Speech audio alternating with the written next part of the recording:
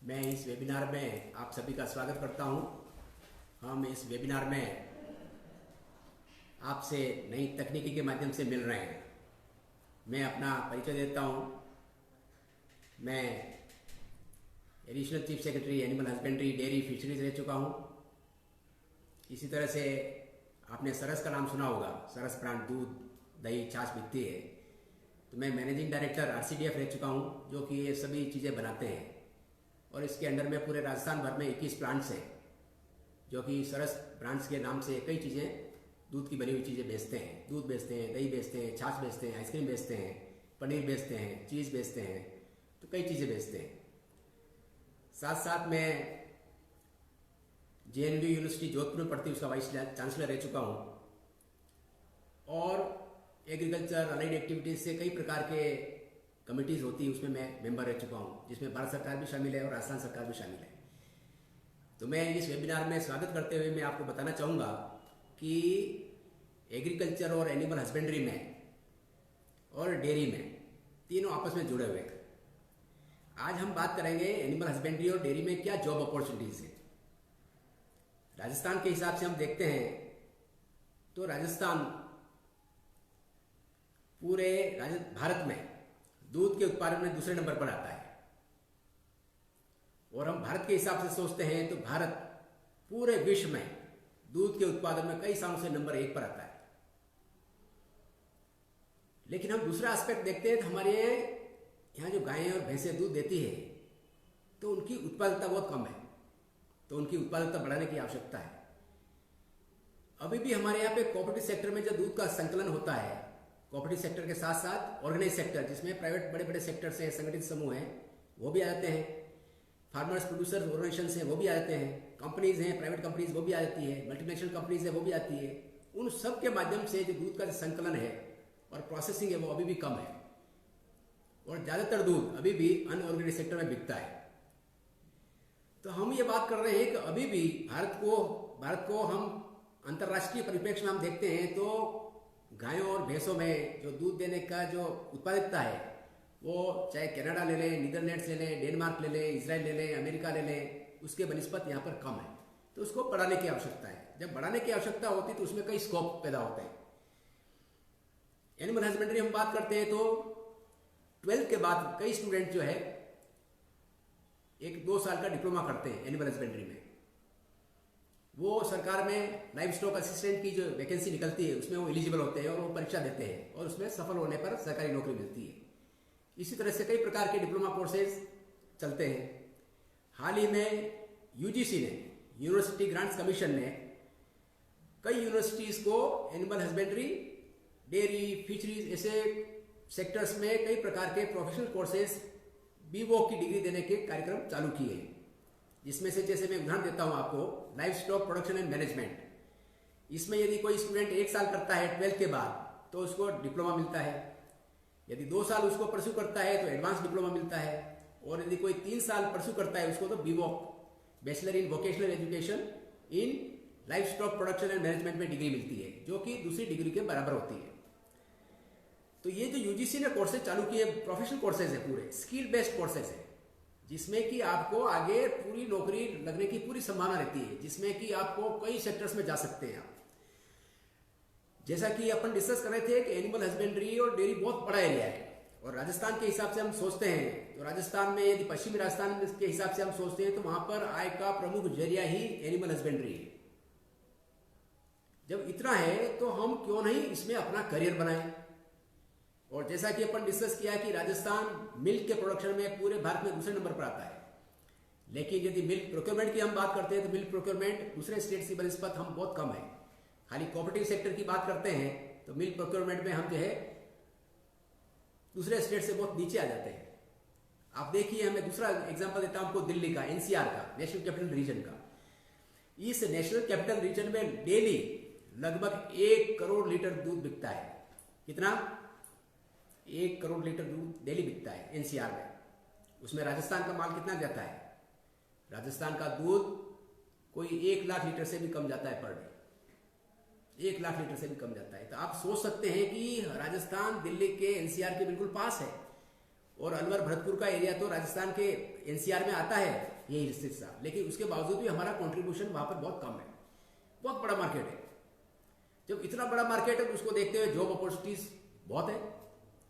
दूध की, दही की, छाछ की, घी की, पनीर की, आइसक्रीम की, हर चीज़ें, मतलब दूध से कई चीज़ें बनती है।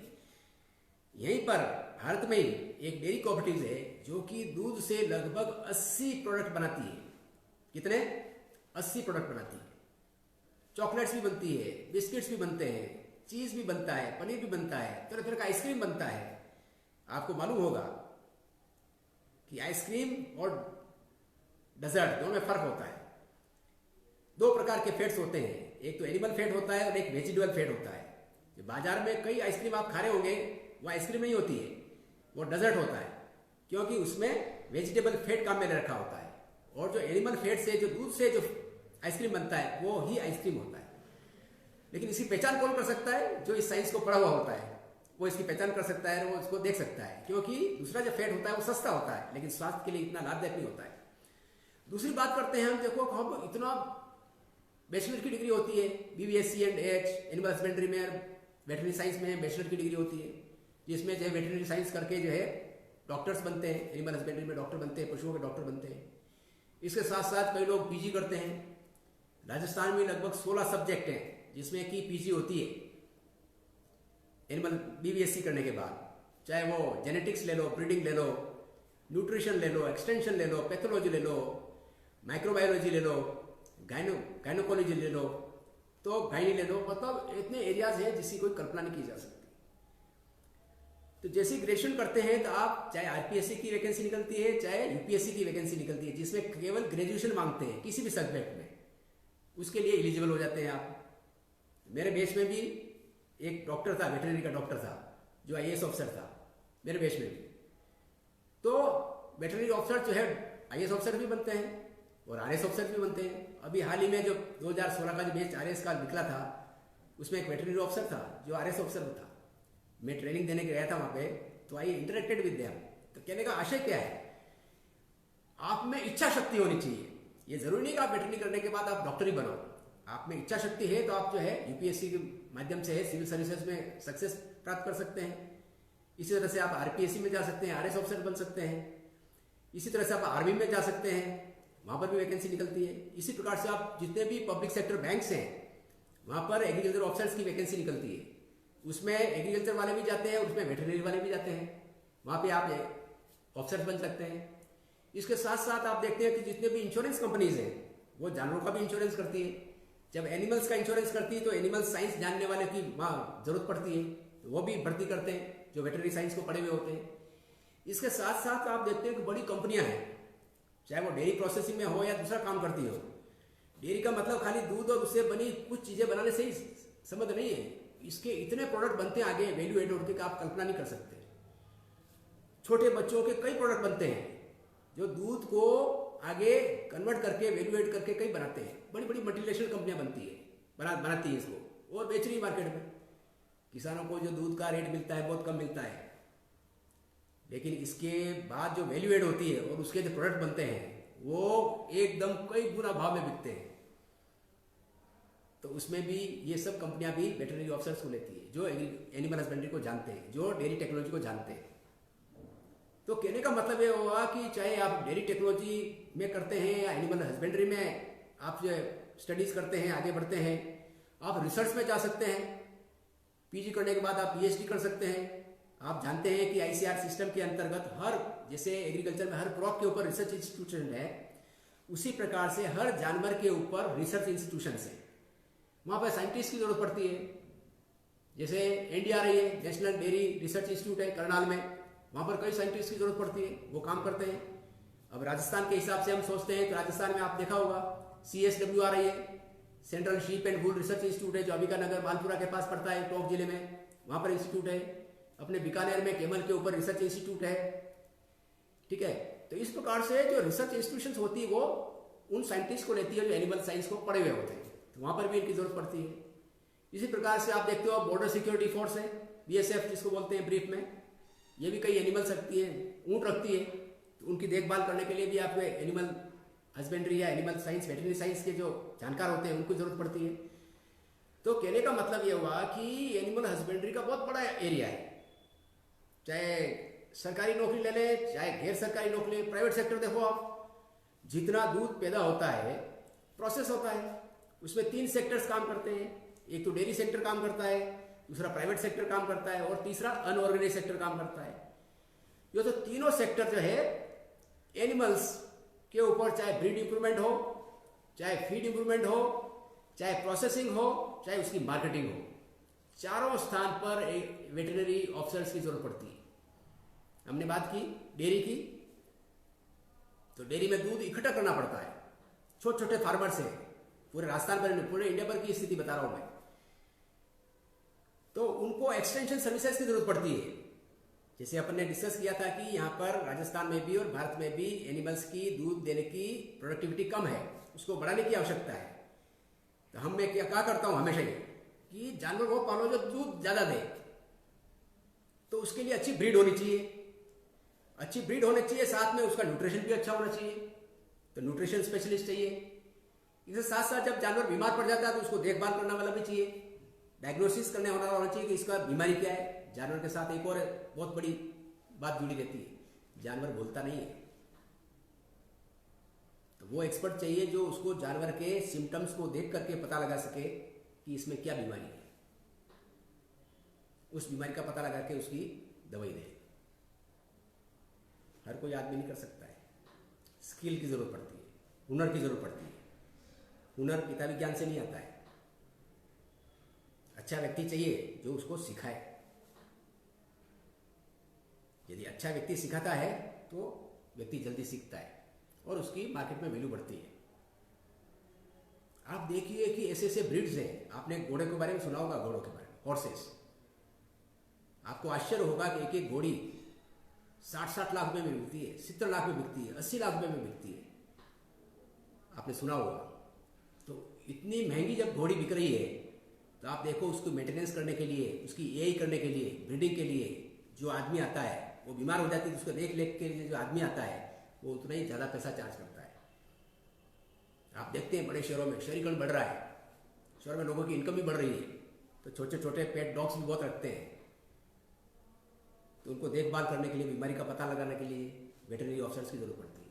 ये कौन करता है? ये सब वेटरनरी ऑफिसर्स करते हैं। अब स्पेशलाइजेशन बढ़ रहा है, जैसे आपने हॉर्सेस की बात की, वैसे केमल्स की बात आती है। आपने सुना होगा कि केमल का दूध है जो कुछ मेंटल बीमारियां होती है उसको ठीक करने में काम में आता है। उसको दूध को इकट्ठा करने वाला चाहिए। यहाँ से राजस्थान से दूध इकट्ठा होकर बंबई तक जाता है, एरोप्लेन में जाता है, बहुत महंगा बिकता है। अब इसको वैल्यूएट करने वाला चाहिए, इकट्ठा करने वाला चाहिए। डेयरी सेक्टर की हम बात करते हैं तो डेयरी सेक्टर में इतना स्कोप है कि आप देखिए, A2 मिल्क के बारे में भी आपने सुना होगा। जो देशी गायें होती है उनका दूध महंगा बिकता है, और छोटे छोटे किसान जब पैदा करते हैं दूध को, तो वो हाइजीनिक कंडीशन में कैसे दूध को पैदा करें, ये एक्सटेंशन सर्विसेज में आता है। तो वो कौन बता सकता है अच्छी तरह से?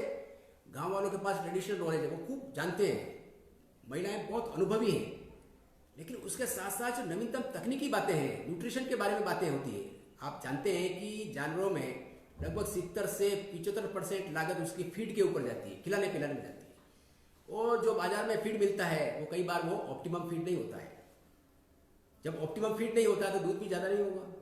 तो कहने का आशय ये है कि न्यूट्रिशन के लिए एक्सपर्ट की जरूरत पड़ती है, ब्रीडिंग के लिए। यही देखो, आप खाली राजस्थान का उदाहरण दे रहा हूं मैं, खाली राजस्थान में एक साल में लगभग 200 लाख एआई की करने की आवश्यकता है, लेकिन सरकारी और गैर सरकारी सब साधन भी मिला दो तो 50 लाख पर एनम से ज्यादा एआई नहीं हो रही है। इसका मतलब क्या हुआ? आवश्यकता है 200 लाख एआई की प्रति वर्ष, हो रही है लगभग 50 लाख, तो 150 लाख एआई की कमी है। और जो एआई करने वाले हैं कई लोग जो एक्सपर्ट नहीं है, इतने एक्सपर्ट नहीं है जितने होने चाहिए, क्योंकि वो सीखे हैं तो अच्छी तरह से सीखे नहीं है। कई लोगों ने कोई ट्रेनिंग नहीं ली है तो भी गांव में करते करते सीख गए और एआई कर रहे हैं, किसानों को नुकसान होता है। तो सही हुनर सीखा हुआ व्यक्ति यदि होता है तो उसको, किसान को ज्यादा फायदा मिलता है। आपने और सुना होगा सेक्स सॉर्टेड सीमन भी आ रहा है, जो 1200 से 1300 रुपये पर डोज मिलता है। अब उसको लगाने के लिए आपको पूरा एक्सपर्ट ये करने वाला वर्कर चाहिए। आपको ये भी मालूम होगा कि ज़्यादातर बीमारियां होती है मनुष्य में आती है, कई बीमारियां 50% से ज़्यादा बीमारियां जानवरों के माध्यम से आती है। जानवरों के माध्यम से कई बीमारियां ऐसी होती है जो कि जानवरों के माध्यम से ह्यूमन बींग्स में आती है। तो जानवरों के बारे में ज्ञान रखने वाले की बहुत स्कोप है। लेबोरेटरीज है इसकी भी, माइक्रोबायोलॉजिस्ट होते हैं, लेबोरेटरी में लगते हैं, तरह तरह की रिसर्च करते हैं। और पशु बीमार भी होता है, जैसा कि अपन ने डिस्कस किया था, पशु बोलता नहीं है। जब पशु बोलता नहीं है तो उसको ठीक करने के लिए उतना ही स्किल चाहिए, हुनर चाहिए, व्यक्ति को अनुभव चाहिए। जितना अनुभवी होगा वो बीमारी को ठीक ढंग से डायग्नोसिस कर पाएगा। जब ठीक ढंग से डायग्नोसिस कर पाएगा तो उसका ट्रीटमेंट भी सही होगा। फिर दूध देने का क्षमता बढ़ाने के लिए बेटर न्यूट्रिशन भी चाहिए। तो न्यूट्रिशन के बारे में, फीड के बारे में बताने वाला चाहिए। आज की तारीख में अच्छे न्यूट्रिशनिस्ट की बहुत कमी है जानवरों के लिए। आप देखा होगा ज़्यादातर सुबह चारा खिलाते हैं, कई फीड खिलाते हैं, लेकिन कोई साइंटिफिक मेथड अडॉप्ट नहीं करते हैं। तो इसके लिए वो आदमी चाहिए जो कि वेटरनरी साइंस में न्यूट्रिशन पढ़ा हुआ हो, जो सीखा हुआ हो। पैसे की कोई कमी नहीं है। तो हम बात कर रहे थे, जैसे दूसरा डेयरी का क्षेत्र लेते हैं, तो डेयरी में देखो आपको कोई डेयरी प्लांट होते हैं, दूध इकट्ठा करने के लिए प्रोक्योरमेंट ऑफिसर्स की जरूरत पड़ती है। हर किसानों से वास्ता पड़ता है, उसकी जानवर की बीमारी का ध्यान रखना पड़ता है, उसमें यही कब करना है वो ध्यान रखना पड़ता है, उसको फीड देने की भी जरूरत पड़ती है। तो ये सब सर्विसेज एक्सटेंशन सर्विसेज कहलाती है। और ये कौन करता है? ये वही करता है जो वेटरनरी साइंस को पढ़ा हुआ होता है। जब ये व्यक्ति गांव गांव में जाकर के तरह तरह की सेवाएं पैदा देते हैं वहाँ पे, तो सभी डेयरी के पास, चाहे वो गुजरात की डेयरी हो, चाहे राजस्थान की डेयरी हो, चाहे यूपी की हो, चाहे एमपी की हो, चाहे पंजाब की हो, सब डेयरी के पास जो है वेटरनरी ऑफिसर्स की जरूरत पड़ती है। और ये रखते हैं और लेटेस्ट टेक्नोलॉजी को यूज लेते हैं कि जैसे कोई पशु बीमार होता है तो अपने आप सूचना जो है मिस कॉल के माध्यम से उस एरिया के डॉक्टर के पास चली जाती है और वो डॉक्टर तुरंत उसके पास पहुंच जाता है। मैं आपको ये बात बता दूं कि इसमें कई प्रकार के नवाचार हो रहे हैं। जैसे मनुष्यों के लिए एम्बुलेंस चलती है, 108 नंबर पर आप डायल करिए, जो आसपास के एरिया में कहीं पर भी होगी एम्बुलेंस तो आपको पास पहुंच जाएगी। वैसी ही एम्बुलेंस आजकल जो है जानवरों की डायग्नोसिस के लिए, जानवरों के ट्रीटमेंट के लिए भी चालू हो चुकी है, ताकि जानवरों को जल्दी से जल्दी इलाज मिल सके, उसका समय पर यही हो सके। मैं आपको एक उदाहरण और देता हूँ। इजराइल का छोटा सा देश है, वहाँ पे एक गाय एक लैक्टेशन पीरियड में लगभग 12 से 13 हज़ार लीटर दूध देती है। हमारे यहाँ पे वो दूध बहुत कम देती है गाय।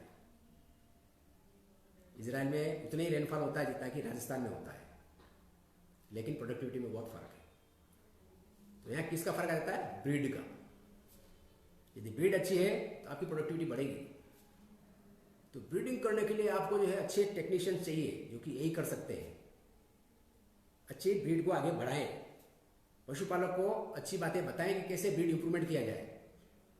आपको आश्चर्य होगा कि अच्छे बुल्स मिलते नहीं हैं आजकल, बहुत प्योर वैरायटी के बुल्स कम होते जा रहे हैं। इसके लिए भारत सरकार पैसा दे रही है, बढ़ाओ इनको, ताकि किसानों की आय, फार्मर्स की आय बढ़े।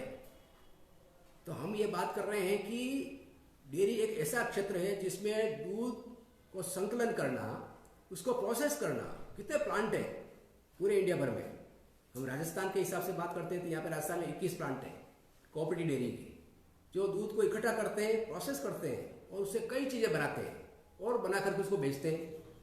अब प्रोडक्ट की बात करते हैं तो दूध तो बिकता ही है। दूध भी कई तरह का होता है, गाय का दूध भी होता है, मिक्स दूध भी होता है जिसमें भैंस का दूध भी शामिल है और गाय का दूध भी शामिल है।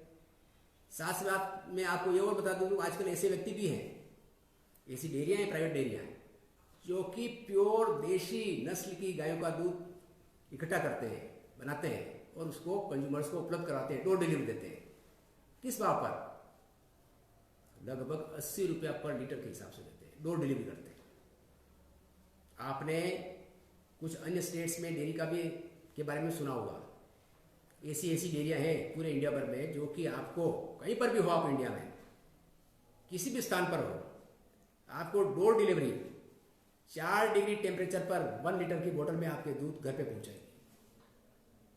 और जैसे ही दूध आपके घर पे पहुंचेगा, उस प्लांट के पास मैसेज पहुंच जाएगा कि दूध डिलीवर हो चुका है। तो कहने का मतलब ये है कि इसमें इतना स्कोप है कि कोई कल्पना नहीं कर सकता। जब तक हम जीवित हैं तब तक सुबह आप जल्दी उठते हैं, चाय जरूर पीते होंगे। जब चाय पीते हैं तो दूध जरूर काम में आता है, कॉफ़ी पीते हैं तो दूध जरूर काम में आता है, गर्मी आती है तो आइसक्रीम खाते हैं तो दूध जरूर काम में आता है। तो कहने का मतलब ये जितनी भी मिठाइयाँ बनती है ज़्यादातर में दूध काम में आता है। तो कहने का आशय है कि एनिमल हस्बेंड्री और डेयरी इतना बड़ा क्षेत्र है कि जब तक मानव रहेगा तब तक इसका विकास होता रहेगा और इसमें जॉब्स लगते रहेंगे, बिल्कुल कम नहीं होने वाले। आवश्यकता किस बात की है? आवश्यकता इस बात की है कि स्टूडेंट्स या कैंडिडेट्स जो भी हैं अच्छे कोर्स वो चुने, प्रोफेशनल कोर्स चुने, इसमें इस सेक्टर में अच्छे इंस्टीट्यूशंस को चुने और वहाँ पर स्किल बेस्ड कोर्सेज को ज़्यादा से ज़्यादा लें और सीखें। जितना व्यक्ति ज़्यादा सीखेगा, देखो आजकल टाइम हुनर का है। हुनर का मतलब क्या हुआ? आजकल ऐसे भी हैं जो ग्रेजुएशन कर लिया, कोई उसने बीए कर लिया, उसको जो है 10,000 रुपये महीने में कोई रखने वाला नहीं है, सिंपल बीए पास को। लेकिन कोई भी अच्छा कारीगर है, मैसन है, वो 700-800 रुपया पर डे कमाता है, वो उस बीए करने वाले से ज़्यादा रुपया कमाता है, जबकि वो हो सकता है कोई 10वीं पास भी नहीं हो। तो हुनर की वैल्यू है, हुनर की वैल्यू है। तो हुनर स्किल जितनी अच्छी होगी और लेटेस्ट टेक्नोलॉजी को यूज़ किया जाएगा तो उसमें आपकी आय बढ़ेगी। ऐसी कई प्राइवेट डेयरीज हैं जो कि वेटरनरी डॉक्टर्स को रखती है अपने यहाँ पे, यही करने के लिए रखती है, वैक्सीनेशन करने के लिए रखती है, कोई बीमारी हो जाती है जानवर में तो उसके लिए रखती है। फिर मैंने बताया कि वहाँ पर इजराइल में हर जानवर का पेडिग्री के बारे में डेटा कलेक्टेड है, हर जानवर का, उसकी पेडिग्री क्या है। जैसे अपने यहाँ पे आधार कार्ड है, वैसे ही हर जानवर का वहाँ पे डेटा है। फिर जैसे जैसे उसमें कितनी बार ब्याह गया है जानवर, कितना दूध देता है, कब बीमार होता है, वो सब डेटा उन्होंने हर जानवर का इकट्ठा करके रखा है और उससे आगे वो बढ़ाते रहते हैं, उसको यूज में लेते हैं। तो यहाँ पर हमारे यहाँ पर राजस्थान में, इंडिया में ट्रेडिशनल नॉलेज और विशेष रूप से महिलाएं इस काम को बहुत ज़्यादा करती है। महिलाओं को बहुत नॉलेज है, प्रैक्टिकल नॉलेज बहुत है जानवर को, दूध निकालने का, फीड देने का, कि जानवर चारा नहीं खा रहा है, गाय चारा नहीं खा रही है तो क्या कारण हो सकता है, वो एकदम पकड़ लेती है महिला। लेकिन उसके साथ साथ जो साइंटिफिक नॉलेज है वो बहुत ज़रूरी होता है। वो कौन देता है? वेटरनरी ऑफिसर्स देते हैं, जो इसके जानकार हैं, बीमारी की डायग्नोसिस करते हैं। फिर क्या फीड देना चाहिए जिससे उसका दूध बढ़े, गर्मी आ गई है, सर्दी आ गई तो उसके फीडिंग में क्या चेंज करना चाहिए, जानवर ब्याह गया है तो उसको 1 महीने तक कौन सा फीड देना चाहिए, 1 महीने बाद कौन सा फीड देना चाहिए, हर चीज़ का इम्पैक्ट पड़ता है। लेकिन इतने गहरे में कोई जाता नहीं है। जितना गहरे में जाएंगे उतना ही पैसा पैदा होगा। जितना ज़्यादा दूध देगा जानवर, फार्मर की capacity to pay to veterinary officers will increase. उसी हिसाब से आप देखिए हमारे पड़ोसी राज्य हैं पंजाब, हरियाणा, वहाँ जानवर ज़्यादा दूध देता है। दूसरा कारण और भी एक, वहाँ पर हरा ज़्यादा घास पैदा होता है, हरा घास ज़्यादा होता है क्योंकि पानी ज़्यादा है। लेकिन जब दूध की उत्पादकता जानवर की ज़्यादा है तो किसान ज़्यादा पैसा ट्रीटमेंट के लिए, मेंटेनेंस के लिए, ब्रीडिंग के लिए देता है। तो कहने का आशय ये है कि एनिमल हस्बेंड्री और डेयरी सेक्टर में खूब जितने डेयरी प्लांट हैं उसमें प्रोसेसिंग के लिए आदमी चाहिए, प्रोक्योरमेंट के लिए ऑफिसर्स चाहिए, मार्केटिंग के लिए ऑफिसर्स चाहिए, उनकी लेबोरेटरी में जांच करने के लिए ऑफिसर्स चाहिए। ये सब कौन करता है? ये वही करता है जो कि इसकी वेटरनरी साइंस को पढ़ा हुआ होता है। तो इसमें स्कोप की कोई कमी नहीं है, बहुत स्कोप है। और सबसे बड़ी बात इसमें यह होती है कि इसमें राजस्थान के हिसाब से हम सोचते हैं तो राजस्थान में जब बरसात कम होती है तो पशुपालन किसानों के लिए एक इंश्योरेंस का काम करता है कि पशुपालन के माध्यम से वो अपना दूध बेचते रहते हैं और अपनी डेली नीड्स की जो चीज़ें हैं उसका खर्चा चलाते रहते हैं दूध बेच करके। तो दूध बेचते हैं, डेयरी प्लांट हो गए, प्राइवेट डेयरी प्लांट हो गए, अर्बन सेक्टर के जो व्यक्ति हैं वो दूध इकट्ठा करके ले जाते हैं और उससे कई तरह तरह की चीज़ें बनाते हैं। जो इतनी तरह की चीज़ें बनती है तो उनके लिए मार्केटिंग के लिए भी अवसर चाहिए। जो डेयरी वाला होता है तो अगले व्यक्ति को अच्छी तरह से संतुष्ट कर सकता है कि देखो ये डेजर्ट क्या है और आइसक्रीम क्या है, दोनों में क्या फ़र्क है। आम आदमी में कोई फ़र्क दिखता नहीं है। कंपनियां उस पर ऐसे लिखती है छोटे छोटे अक्षरों में कि पता ही नहीं चलता किसी को, और सब आइसक्रीम के नाम से कई कंपनियां बेच रही है आइसक्रीम, जबकि वो आइसक्रीम नहीं होता है। इसी तरह से आप बाजार में जाएंगे तो आपको दूध मिलेगा, सिंपल दूध मिलता है, भैंस का दूध भी मिलता है, गाय का दूध भी मिलता है, क्रॉस ब्रीड गाय का दूध भी मिलता है, और इंडिजिनस ब्रीड की गाय का दूध भी मिलता है। ये सब की अलग अलग रेट है। अब इनका जब दूध अलग अलग बनता है या कुछ लोग इकट्ठा करते हैं तो इसके प्रोडक्ट भी अलग अलग बनते हैं, और अलग अलग प्रोडक्ट बनते हैं तो उनकी मार्केट में वैल्यू भी अलग अलग होती है। मैं आपको छोटा सा उदाहरण देता हूँ। यहीं जयपुर में देशी गाय का घी लगभग बिकता है 1,500 रुपया किलो। कितना? 1,500 रुपया किलो बिकता है इसी जयपुर में। मैं अभी 2 साल पहले पूना गया था, तो पूना में एक डेयरी लगा रखी है एक व्यक्ति ने, और यहां से राजस्थान से थारपारकर ब्रीड की गाय उसने वहां पाल रखी है, और वहां पे दूध भी बेचता है और घी भी बेचता है, और ऑर्गेनिक घी के नाम से बेचता है, अच्छा पैक करके, और A2 मिल्क से बनाया हुआ घी नाम की भी बेचता है। क्या भाव होगा? वो घी बेचता है 2,000 रुपये किलो, 2,000 रुपये किलो में बेचता है, और उसको बहुत है खरीदने वाले। तो कहने का आशय क्या हुआ? गाय कहाँ की है? राजस्थान की। उसके जो पालने वाले थे वो भी राजस्थान के थे, जो गाय को पाल रहे थे वो भी राजस्थान के व्यक्ति थे। वहां पर मैं खुद देख के आया। तो आशय क्या हुआ कि इस भारत में बहुत बड़ा देश है, बहुत बड़े बड़े शहर है, जीवन शैली बदल रही है, डेयरी प्रोडक्ट की डिमांड बढ़ रही है, लाइफ स्टाइल बदल रही है, तो इन चीजों की डिमांड बढ़ती जाएगी, कम नहीं होगी। तो लोगों में स्वास्थ्य के प्रति जागरूकता बढ़ रही है। और अभी देखो, अभी कोविड-19 में लोगों में स्वास्थ्य के प्रति जागरूकता हाईएस्ट लेवल पर है। उन चीजों की बिक्री खूब हो रही है जो कि इम्यूनिटी को बढ़ा रही है, जो इम्यूनिटी को बढ़ाती है, खूब चीज बिक्री हो रही है। तो ठीक इसी प्रकार से ये जो डेयरी का जो सेक्टर है, इसमें इतना बड़ा स्कोप है कि कोई कल्पना नहीं कर सकता। इसमें कंज्यूमर को ये विश्वास दिलाने की जरूरत पड़ती है कि देखो हमारा जो प्रोडक्ट है बिल्कुल सही है, हमने जो इस पर लिख रखा है वही है, और दूध बिल्कुल हाइजीनिक कंडीशन में तैयार किया गया है, निकाला गया है, और उसको प्रोसेस करके पैक करके आप तक हम ला रहे हैं। इनमें एक विशेषता और होती है कि जो चीज दूध या उससे बनी हुई चीजें जितनी फ्रेश होगी उतनी स्वास्थ्य के लिए लाभदायक होगी। आप बाजार में देखेंगे, आप देखिए बटर, कुछ कंपनीज का बटर ऐसा होगा जो 3 महीने पुराना होगा, कुछ कंपनीज का बटर ऐसा होगा 4 महीने पुराना होगा, कुछ बटर ताजा होगा 15 दिन पहले बना हुआ, कुछ बटर ऐसा भी हो सकता है जो 7 दिन पहले बना हुआ होता है।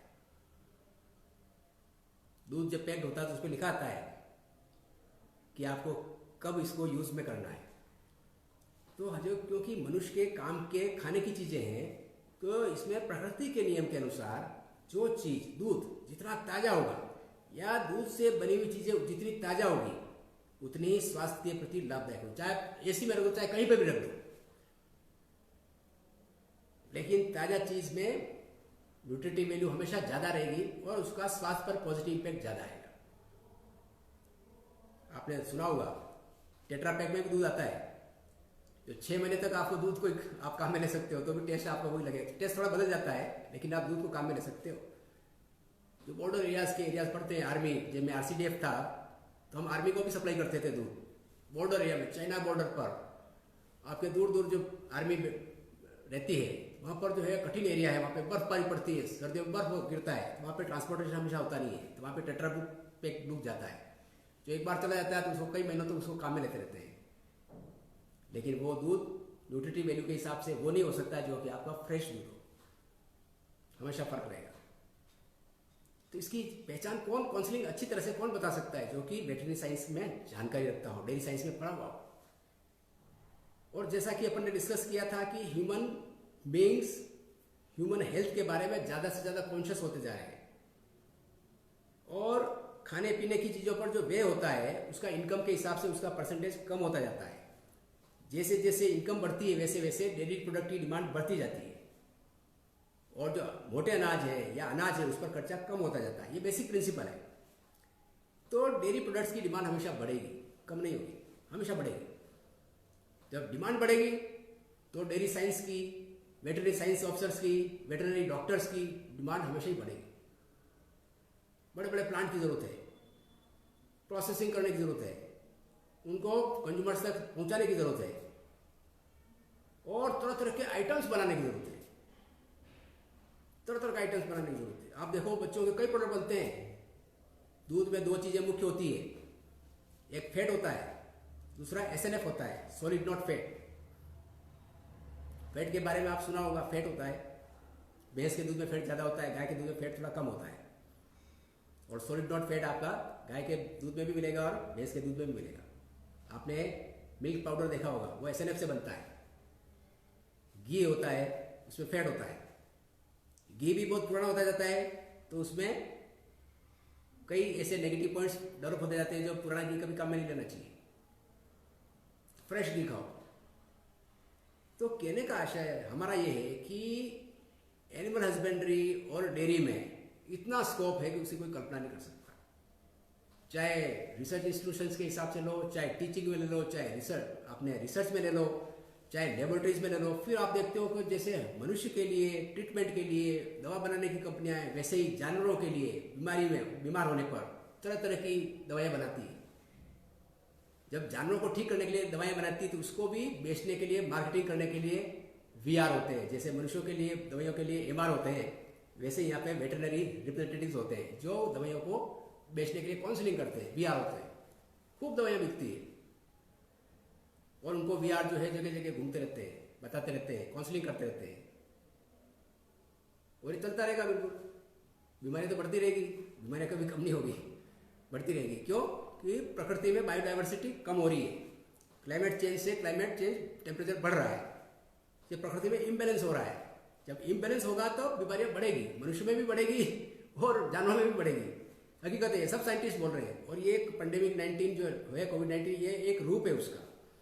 तो हम ये बात कर रहे हैं कि एग्रीकल्चर, एनिमल हस्बेंड्री और डेयरी में वेटरनरी पढ़ने वालों के लिए हर क्षेत्र में, चाहे टीचिंग ले लो, चाहे रिसर्च ले लो, चाहे प्राइवेट प्रोडक्शन ले लो, चाहे डेयरी ले लो, चाहे लेबोरेटरीज ले लो, चाहे दवा बनाने की कंपनियों के वहाँ पे ले लो आप, चाहे प्लांट बनाना, डेयरी के प्लांट बनाना, उनको चालू करना, उनको मेंटेनेंस करना, उसमें भी साइंटिस्ट चाहिए, इंजीनियर्स चाहिए। वो अच्छे वो हो सकते हैं जो कि डेयरी का ज्ञान रखते हो, एनिमल हस्बेंड्री का ज्ञान रखते हो, कि वो सब चीज़ें जुड़ी हुई है आपस में।